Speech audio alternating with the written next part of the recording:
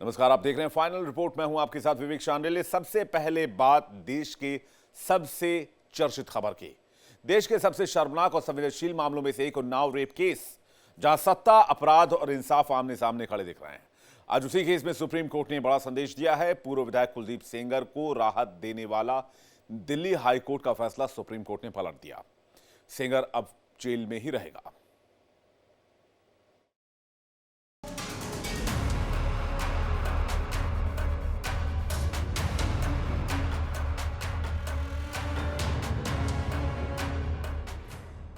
CBI की याचिका पर सुनवाई करते हुए सुप्रीम कोर्ट ने दिल्ली हाई कोर्ट के जमानत आदेश को फिलहाल स्थगित कर दिया है।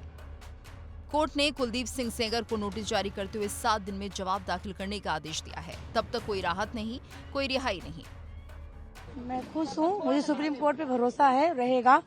अभी मेरी लड़ाई तो बाकी है, अभी तो उसको फांसी तक लेके जाना है, तभी तो मेरे पिताजी को और हमें इंसाफ मिलेगा। एक इज्जत, उन्होंने इज्जत में एक लड़की के साथ रेप किया, हमारे साथ रेप किया, तभी तो हमें इंसाफ है जब उसको फांसी होगी। जैसे मेरी निर्भया बहन को फांसी दी गई, उनके दोषियों को, वैसे हमारे भी दोषियों को फांसी दी जाए। इस बच्ची और इसके परिवार के खिलाफ इतने ज्यादा अत्याचार हुए हैं, इतने ज्यादा सबूत मौजूद हैं कि अगर इतनी सी भी बात की जाएगी ना, तो कोई भी जज, कोई भी अदालत इस बच्ची के ही पक्ष में फैसला देगी। साल 2017 उन्नाव का वो मामला जिसने पूरे देश को झकझोर दिया। दुष्कर्म का आरोप, पीड़िता के परिवार पर हमले और न्याय की लंबी लड़ाई चली। कोर्ट ने दोषी ठहराया, उम्र कैद की सजा सुनाई, लेकिन हाल ही में दिल्ली हाई कोर्ट ने सजा को खारिज करते हुए जमानत दे दी। जिसके बाद सवाल उठे, क्या दोषी को इतनी आसानी से राहत मिलनी चाहिए? जमानत मिलते ही पीड़िता दिल्ली की सड़कों पर उतर आई। इंसाफ की मांग तेज हुई और फिर सीबीआई ने हाई कोर्ट के फैसले को सीधे सुप्रीम कोर्ट में चुनौती दी।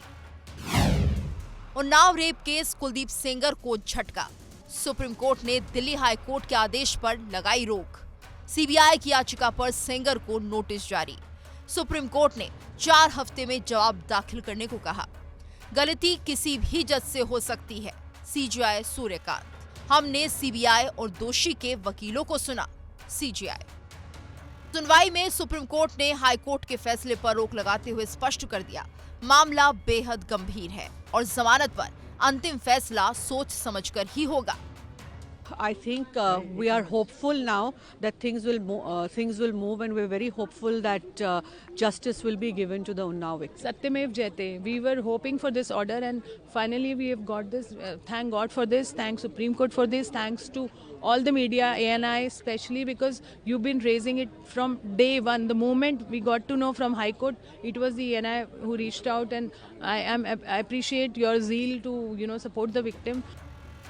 लेकिन सुप्रीम कोर्ट का संदेश साफ है, कानून के आगे कोई ताकत बड़ी नहीं। अब नजरें सुप्रीम कोर्ट के अगले कदम पर है। इंसाफ की इस लड़ाई में अगला फैसला बेहद अहम होगा। Bureau report, India daily. देश की ऐतिहासिक माउंटेन रेंज अरावली पर्वतमाला, जिस पर विकास, खनन और पर्यावरण के नाम पर सालों से चोट होती रही है, उसी अरावली को लेकर सुप्रीम कोर्ट ने एक बड़ा कदम उठाया। अपने ही फैसले पर रोक लगाते हुए केंद्र और राज्य सरकार को कोर्ट ने नोटिस जारी कर दिया। सरकारों से सीधा सवाल पूछा। सुप्रीम कोर्ट ने अरावली मामले में स्वतः संज्ञान लेकर सत्ता, सिस्टम दोनों को कटघरे में खड़ा कर दिया है।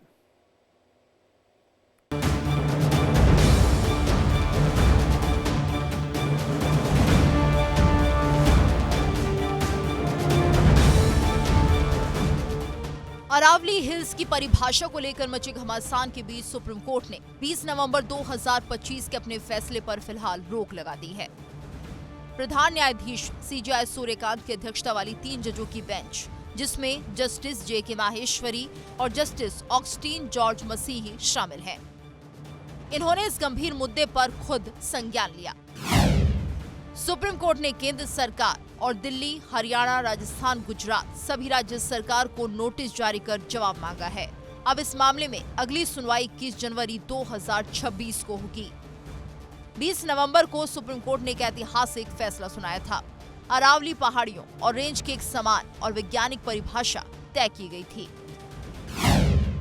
अदालत ने कहा था 100 मीटर या उससे ज्यादा ऊंची कोई भी भू आकृति अरावली पहाड़ी मानी जाएगी। और 500 मीटर के दायरे में 2 या उससे ज्यादा पहाड़ियां तो वो बनेंगी अरावली रेंज। सिर्फ पहाड़ी ही नहीं, उनके ढलाने, आसपास की जमीन और बीच का पूरा इलाका अरावली का हिस्सा माना जाएगा। साथ ही विशेषज्ञ रिपोर्ट आने तक अरावली क्षेत्र में नई खनन लीज पर रोक लगा दी गई थी। लेकिन अब ट्विस्ट इसी फैसले पर सुप्रीम कोर्ट ने खुद ब्रेक लगा दिया है। कोर्ट ने कहा, मुद्दा बेहद संवेदनशील है, इसके दूरगामी असर होंगे और इसलिए हर पहलू की दोबारा गहन जांच जरूरी है। ये मामला सिर्फ पहाड़ों का नहीं, ये सवाल है पर्यावरण सुरक्षा का, अवैध खनन का और आने वाली पीढ़ियों के भविष्य का। सुप्रीम कोर्ट पहले ही साफ कर चुका है, कोर और अछूते इलाकों में खनन पूरी तरह प्रतिबंधित रहेगा। मैं इतना ही कहूँगा, पुष्पा फिल्म के बाद अगर इस तरह का दृश्य कहीं देखने को मिला तो हिमाचल प्रदेश में आपदा के समय हजारों नहीं लाखों पेड़ बहकर, जिसके स्लीपर की तरह से कह लें कटे हुए थे, पेड़ कटे हुए थे बहकर, और ऐसा लगता था जैसे पूरा पुल ही बन गया है। आखिरकार ये जंगलों के कटान कौन कर रहा है, अवैध रूप से कौन कर रहा है, और इस माफिया के खिलाफ क्या कार्रवाई सरकार कर रही है। अरावली हमारी वो पहाड़ी है, वो रेत को रोकती है, डस्ट को रोकती है दिल्ली पूरे क्षेत्र में आने से। अरावली बचाना सबका अधिकार है और हम अरावली के लिए बचाने के लिए काम करेंगे। वहां जाएंगे जहां पे भी अरावली बचाने का मूवमेंट होगा, उस मूवमेंट में हम हिस्सेदारी करेंगे।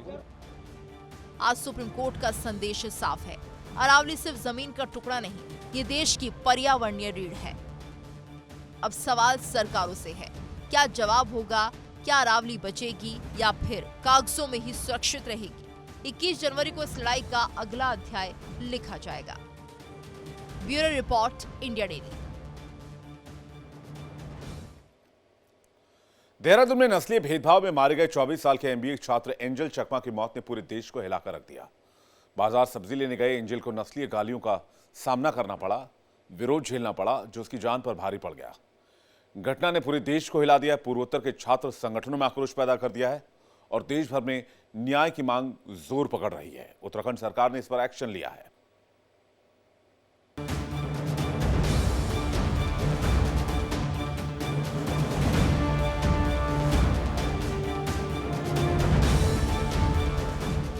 देहरादून में हुए एक नस्लीय हमले के बाद त्रिपुरा के 24 वर्षीय छात्र एंजल चकमा की मौत हो गई। ग्राफिक एरा अस्पताल की मेडिकल रिपोर्ट से छात्र को गंभीर चोट लगने का खुलासा हुआ है। एंजल की मौत से न सिर्फ देहरादून बल्कि हजारों मील दूर त्रिपुरा के लोगों में भी गुस्सा है।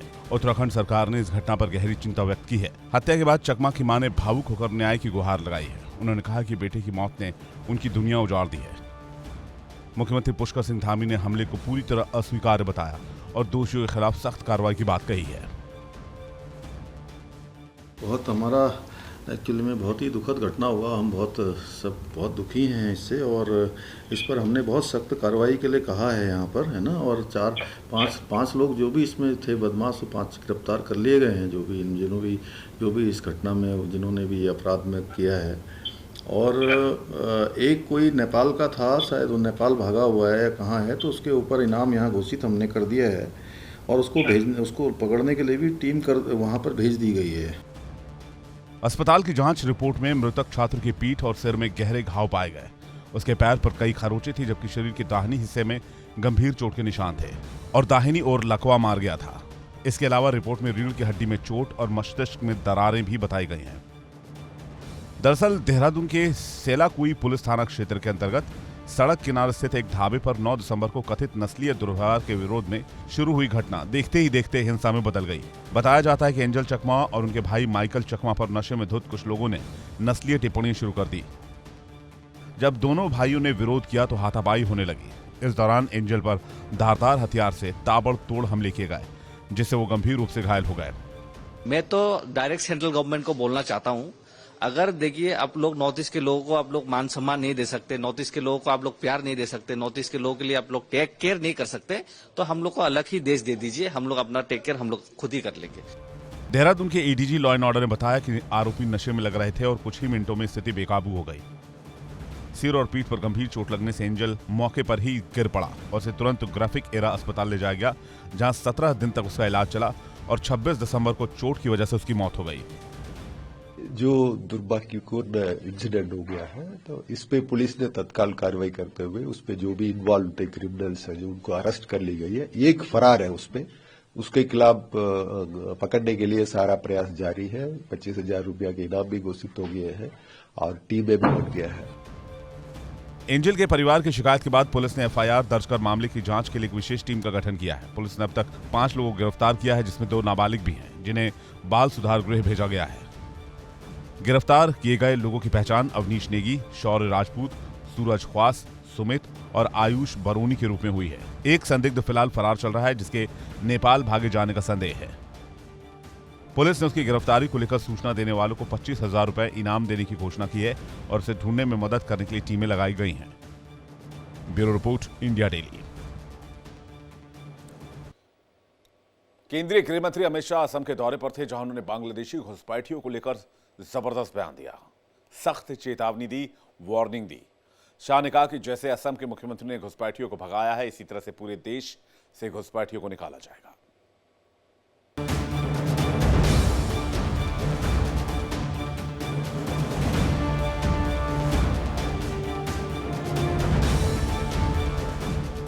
असम के नौगांव में सोमवार को केंद्रीय गृह मंत्री अमित शाह बटाद्रवा स्थान पुनर्विकास परियोजना का उद्घाटन करने पहुंचे। कार्यक्रम में अमित शाह ने कहा कि हेमंत बिस्वा शर्मा ने बांग्लादेशी घुसपैठियों से 1 लाख बीघा जमीन मुक्त करवाई है। इसी तरह से पूरे देश से घुसपैठियों को निकाला जाएगा। केंद्र में 11 साल तक नरेंद्र मोदी जी की सरकार और यहां 10 साल तक सर्बानंद सोनोवाल और हेमंत बिस्वा शर्मा की सरकार में आए। और इन्होंने क्या किया? घुसपैठिए घुसाए, वोट बैंक बढ़ाने के लिए आसाम की संस्कृति का हास किया। उन्होंने कहा कि आज मैं गोपीनाथ बोरदोलोई जी को याद करना चाहता हूं। अगर वो नहीं होते तो आज असम और पूरा नॉर्थ ईस्ट भारत का हिस्सा नहीं होता।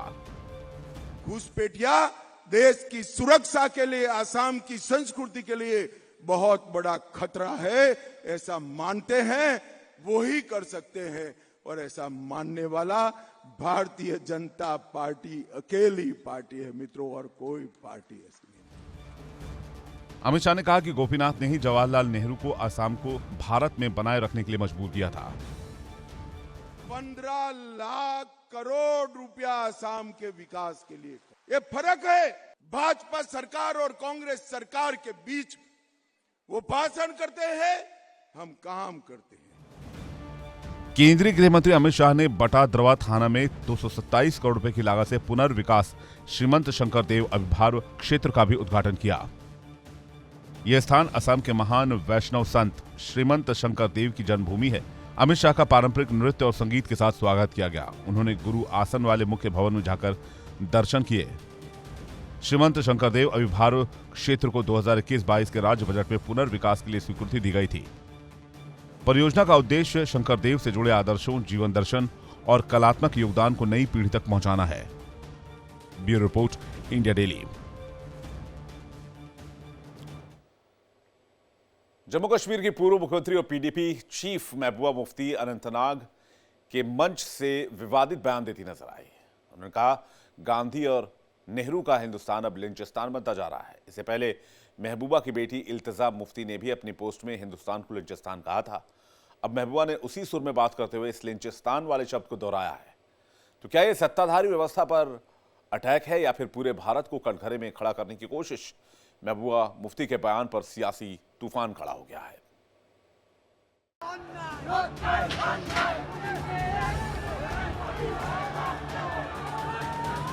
सेक्युलर फैब्रिक गांधी सुन मुल्क वनकस बनान लिंचिस्तान।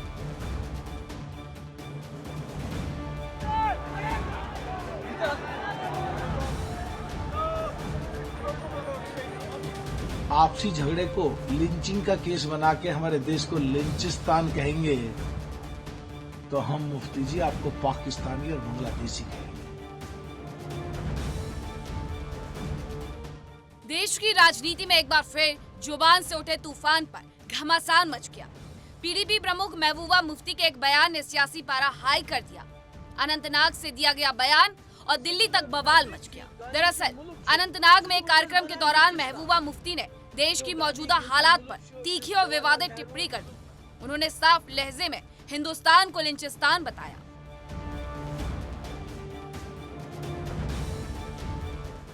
सेक्युलर फैब्रिक गांधी सुन मुल्क वंकस बनान लिंचिस्तान। मौजूदा सत्ता व्यवस्था पर वैचारिक हमला, गांधी नेहरू की विचारधारा से खुद को जोड़ने का संदेश, मॉब लिंचिंग को बड़ा मुद्दा बनाने की कोशिश, राष्ट्रीय बहस का केंद्र बनने की रणनीति। बस फिर क्या था, राजनीतिक घमासान शुरू हो गया। बीजेपी ने महबूबा पर सीधा हमला बोलते हुए पूछा, क्या उन्हें बांग्लादेश में हिंदुओं के खिलाफ हो रही हिंसा नहीं दिखती? बीजेपी नेताओं ने आरोप लगाया, देश को बदनाम करने की साजिश हो रही है और चुनिंदा घटनाओं के सहारे भारत की छवि पर हमला किया जा रहा है।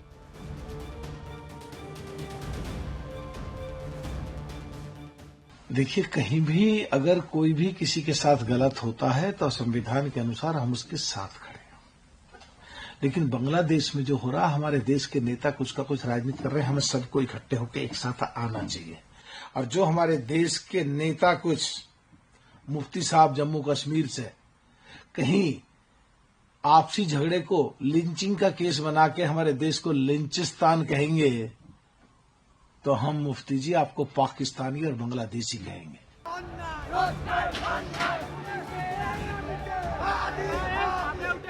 वहीं महबूबा के बयान पर कांग्रेस ने प्रतिक्रिया देते हुए सरकार से सवाल पूछे, लेकिन बीजेपी के आरोपों से खुद को अलग रखा।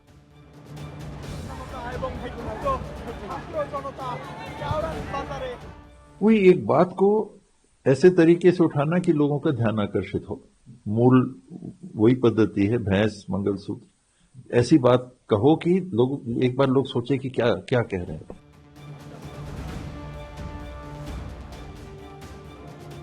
एक बयान और सियासत में भूचाल, सवाल बड़ा है, क्या ये सच्चाई की आवाज है या फिर राजनीति की आग?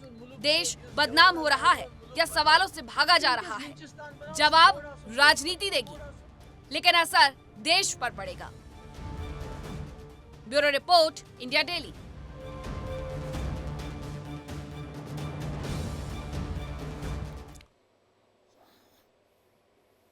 करीब 2 अरब साल पुरानी अरावली पर्वत श्रृंखला, जो सिर्फ दिल्ली के लिए पहाड़ नहीं है बल्कि प्राकृतिक ढाल है, लेकिन आज उसी अरावली का अस्तित्व खतरे में है। सुप्रीम कोर्ट के एक फैसले के बाद देश भर में उठे विरोध के बाद कोर्ट ने अपने फैसले पर रोक लगा दी।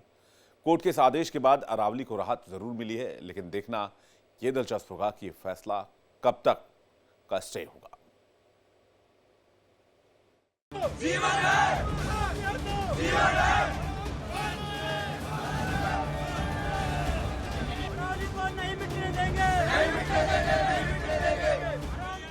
अरावली पहाड़ियों की परिभाषा को लेकर उठे विवाद पर सुप्रीम कोर्ट ने फिलहाल ब्रेक लगा दिया है। सोमवार को 3 जजों की पीठ ने केंद्र सरकार की सिफारिशों के बाद तय की गई अरावली की नई परिभाषा पर रोक लगा दी। अदालत ने कहा, 20 नवंबर के आदेश में ऐसे कई मुद्दे हैं जिनकी और गहन जांच जरूरी है। सुप्रीम कोर्ट ने जो सुओ मोटो कॉग्निजेंस लिया था 20 नवंबर के प्रीवियस ऑर्डर को लेकर के, आज सुप्रीम कोर्ट ने उस ऑर्डर को अबेयंस में डाल दिया है, मतलब एक टेम्पररी स्टे दिया है। और साथ ही साथ जो सुप्रीम कोर्ट के चीफ जस्टिस ने जो अपने पर्सनल नोट से जो ऑब्जर्वेशन दिए, उसमें कहा गया है कि जितना भी कंफ्यूजन है अरावली की परिभाषा और पुनः परिभाषा को लेकर के, उसको दूर करना बहुत आवश्यक है। और इस काम के लिए जो एक्सपर्ट्स हैं, जो डोमेन एक्सपर्ट्स हैं, उनको इन्वॉल्व करना बहुत आवश्यक है। उन्होंने ये भी कहा कि इकोलॉजिकल रेलेवेंस है पूरे के पूरे अरावली का। ये भी उन्होंने कहा कि जो अभी जो परिभाषा है, जिसके तहत लगभग 90%, लगभग 11,000 पर्वत जो हिल्स हैं, वो इस क्वालिफिकेशन में नहीं आ पा रही है। तो इसका जो पूरा एक्सपर्ट्स हैं वो बताएंगे कि किस बेसिस पे इस 100 मीटर की परिभाषा को लाया गया और उसका एक्चुअल इकोलॉजिकल इम्पैक्ट पूरे के पूरे रीजन में और माइनिंग के प्रति क्या होगा। तो ये बहुत ही एक वेलकम मूव है सुप्रीम कोर्ट की तरफ से, और एक बड़े से ऑर्डर को, अपने ही ऑर्डर को अबेयंस में सुप्रीम कोर्ट ने आज डाला है। मुख्य न्यायाधीश जस्टिस सूर्यकांत की अगुवाई वाली पीठ ने स्पष्ट किया कि पहले बनी सभी समितियों की सिफारिशों का आकलन करने के लिए एक नई उच्च स्तरीय समिति गठित की जाएगी। इस मामले की अगली सुनवाई अब 21 जनवरी 2026 को होगी। दिल्ली के वसंत कुंज इलाके में अरावली आज भी सांस लेने की कोशिश कर रही है। घने जंगल, उबड़ खाबड़ पहाड़ियां और हरियाली, लेकिन इसी हरियाली के बीच चल रही है कब्जे की जंग। जंगलों में आग लगाई जा रही है और मिट्टी से पटाई जा रही है ताकि जमीन पर अवैध कब्जा किया जा सके। अस्तित्व खतरे में, दिल्ली की प्राकृतिक ढाल पर भी मंडरा रहा है प्रदूषण का संकट।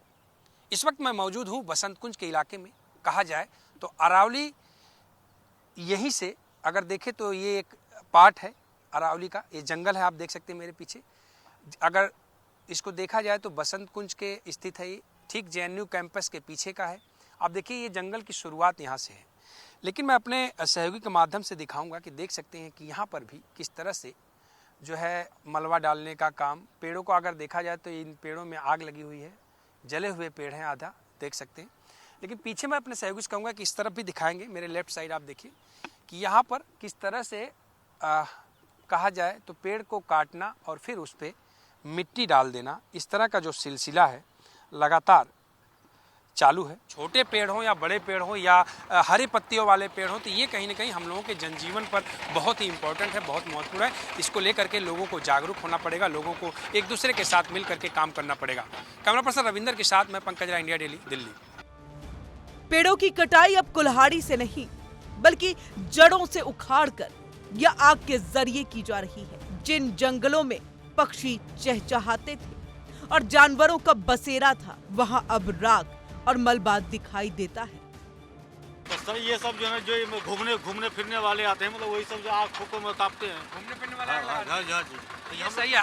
आप एक जिम्मेदार व्यक्ति होने के नाते लोगों से क्या अपील करेंगे? पेड़ लगाना चाहिए या पेड़ हटाना चाहिए? नहीं, पेड़ तो लगाना चाहिए सर, ऐसे बात थोड़ी ना। हाँ, पेड़ तो लगाना चाहिए। हाँ जी, पाना है तो पेड़ लगाना। हाँ जी, पेड़ तो लगाना। विशेषज्ञ चेतावनी दे रहे हैं कि अगर अरावली खत्म हुई तो दिल्ली को गर्म हवाओं, धूल भरी आंधियों और प्रदूषण से बचाने वाली प्राकृतिक दीवार टूट जाएगी।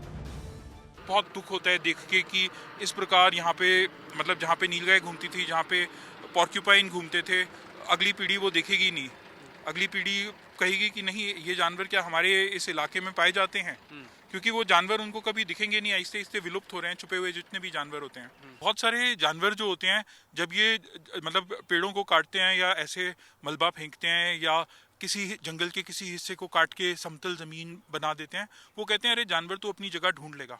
पर हकीकत में जानवर जो होता है वो अपनी जगह ऐसे नहीं ढूंढ पाता। जैसे नीलगाय होती है, तो नीलगाय को इंग्लिश में नॉन माइग्रेटरी एंटीलोप कहते हैं। नॉन माइग्रेटरी का मतलब जो एक जगह से दूसरी जगह जाती नहीं है, बल्कि लगभग एक ही जगह में गाय की तरह अपना घर बना के रहती है। सुप्रीम कोर्ट की रोक ने फिलहाल अरावली को राहत की सांस दी है, लेकिन असली लड़ाई अभी बाकी है। सवाल है कि क्या विकास के नाम पर प्रकृति से समझौता होगा या संरक्षण को मिलेगी प्राथमिकता? जवाब अब 21 जनवरी की सुनवाई में ही मिलेगा। दिल्ली से पंकज राय की रिपोर्ट, इंडिया डेली।